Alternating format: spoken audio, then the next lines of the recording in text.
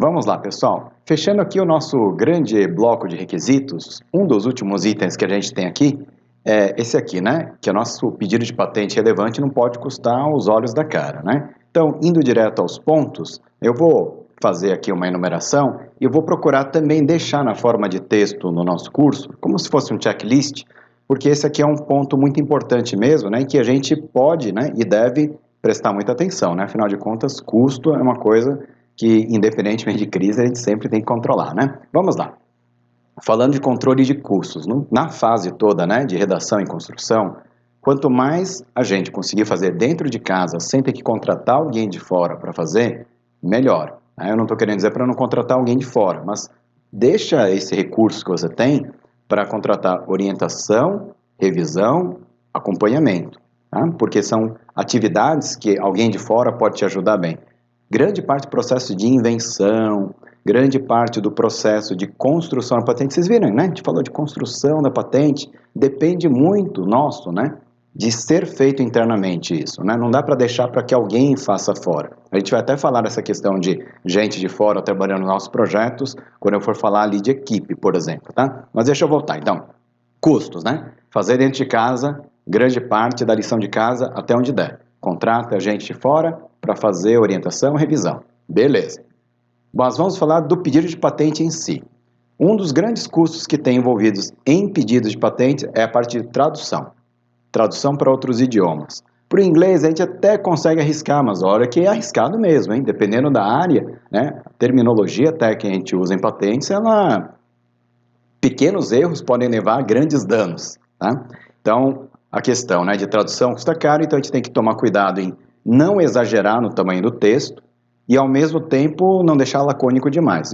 Um erro muito comum que as pessoas fazem é colocar um preâmbulo, né, estado da técnica muito grande, e na hora de escrever a invenção faz mal e porcamente, né? Uma coisa que a gente vai aprender a fazer aqui de forma mais adequada. Aliás, construção do próprio relatório descritivo e dicas de como a gente faz isso, eu vou mostrar para vocês. A gente tem um modelo, além daqueles do ENPI que eu já mostrei para vocês, eu tenho um outro modelo para mostrar para vocês que eu acho que pode ajudar, porque condensa muito do que nós conversamos nesse bloco, tá? Mas vamos lá, né? Então, não gasta muito palavrório na parte introdutória do texto, estado da técnica, né? A questão de faz dentro de casa onde que puder.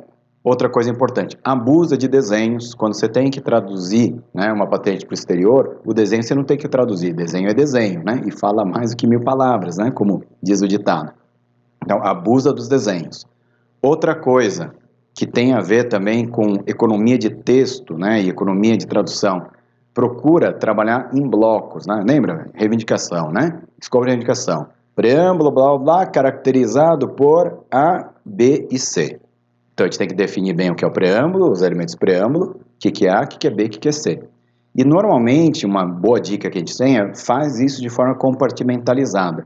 Isso ajuda tanto na hora de alguém interpretar se infringe ou não a nossa patente, porque fica claro o que é A, o que é B, o que é C, o que é o preâmbulo. E ajuda também a economizar na hora da gente fazer a redação e tradução. Por quê? Porque são tantas combinações possíveis que se a gente agrupa, né? A, B e C e fala, pode ser qualquer combinação de A, com qualquer de B, com qualquer de C, a gente tem uma cobertura muito mais abrangente com menos palavras, né? A gente vai, claro, né, usar alguns exemplos, normalmente para embasar as reivindicações dependentes, né?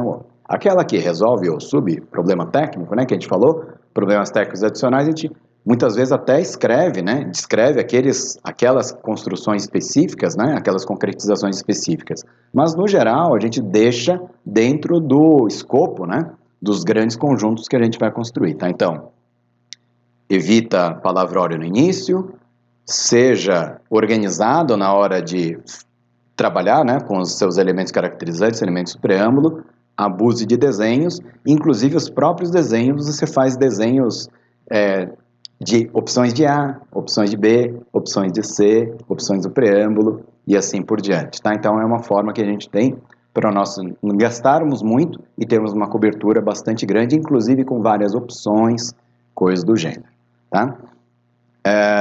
Que mais que a gente tem ali em relação à tramitação? Um ponto importante.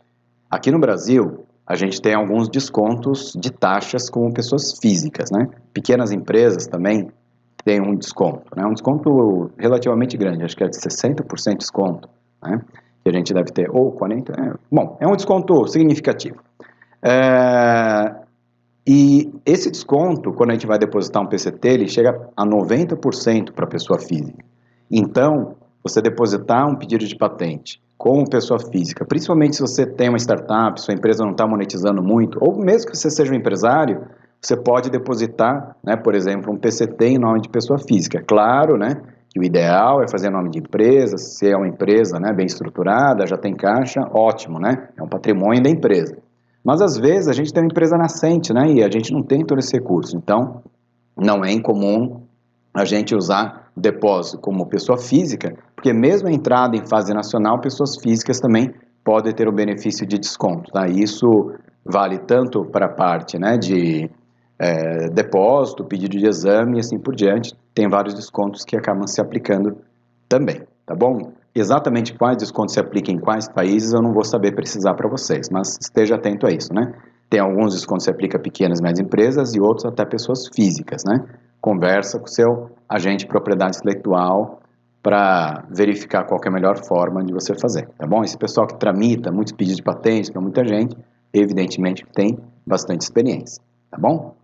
Legal. Aí você fala, mas hein, você não está falando para cortar custo? Por que eu vou ficar pagando esse pessoal? Justamente porque esse pessoal conhece muito da parte de tramitação, tem sistemas de acompanhamento do seu pedido para você não perder prazo também. Né? O INPI, por exemplo, tem o sistema push, né, que ele manda informações sobre o seu pedido, mas se der uma falha ou no seu e-mail, no e-mail do INPI, né, o problema é meio seu, é quase que uma liberalidade do INPI ele te avisar, mas se ele der qualquer problema, você não for avisado, problema seu também, né? Então, sempre bom ter alguém, né, como um backup que usa sistemas que são redundantes para a gente não depender só, por exemplo, do INPI para ter notificações. E agora imagina, você controlar INPIs pelo mundo afora, né, com os grandes, né, riscos que a gente tem de acabar perdendo prazo, coisa do gênero.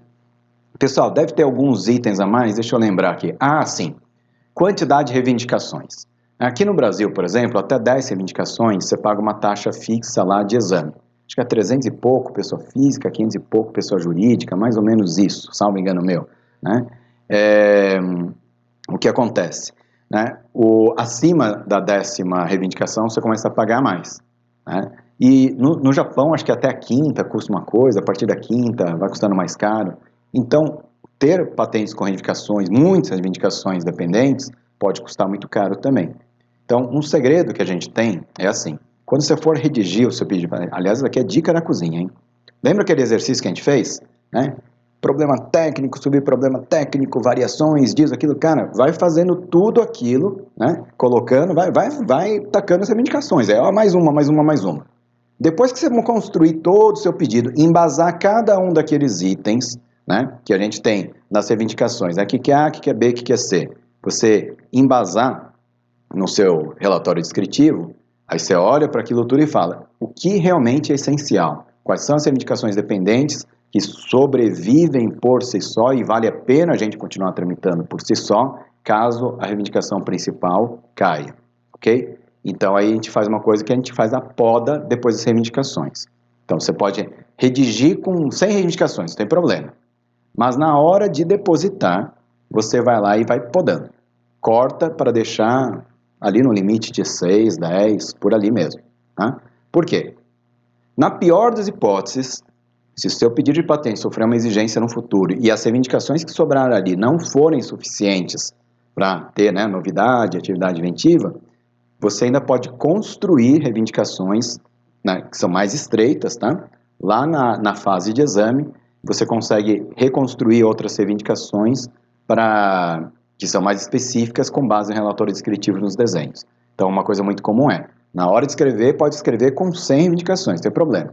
Para depositar, dá uma limpada geral, deixa aquilo que realmente é mais relevante para você, aquilo que realmente são invenções principais e invenções dependentes ali, e que tenha inventividade por si só, né? Que resolvam problemas técnicos adicionais. Lembra? Por isso que aquela história de problema técnico, subproblema técnico, subproblema técnico é tão importante, para a gente ter um pedido abrangente na origem e vários botes salva-vidas que flutuam, né? Que sobrevivem caso a reivindicação principal caia. Então, faz uma poda nas suas reivindicações, na quantidade de reivindicações também. O que mais que eu poderia dizer para vocês? Olha, questões de redação, tramitação, olha, uma questão que é importante, né? E, vai ter um checklist ali, tá, para a gente, mas até você ter já, né, procurações já pré-assinadas pelos inventores, desde a origem. Hoje pode ser um funcionário seu, de repente você demite ele está trabalhando numa outra empresa, é difícil você pegar, por mais que ele tenha que assinar lá, por exemplo, para um depósito nos Estados Unidos, ele vai acabar assinando, né? Mas para não ficar correndo o risco de ter que correr atrás depois, porque isso tem um custo muito grande operacional, né? Já tenta deixar redigido ali ou assinado as procurações lá, enquanto todo mundo é amigo, todo mundo está no mesmo time também, tá? Isso daqui ajuda também. Pessoal, vários desses outros itens eu vou colocar na forma ali de texto, porque eu acho que vai ficar mais agradável do que eu ficar falando aqui para vocês, tá? Mas, vamos fazer o seguinte, para fechar esse nosso bloco, eu vou até gravar um vídeo separado aqui, eu vou mostrar para vocês um exemplo, né? A gente lá para trás viu os modelos do INPI, vocês estão lembrados? Ali, né, de modelo formal de pedido de patente. Eu tenho um que eu também tenho usado no curso, né, que tem, além do lado formal, ele tem algumas dicas, né, de como a gente pode fazer o nosso pedido de patente, assim, meio que já, tipo dica da cozinha ali.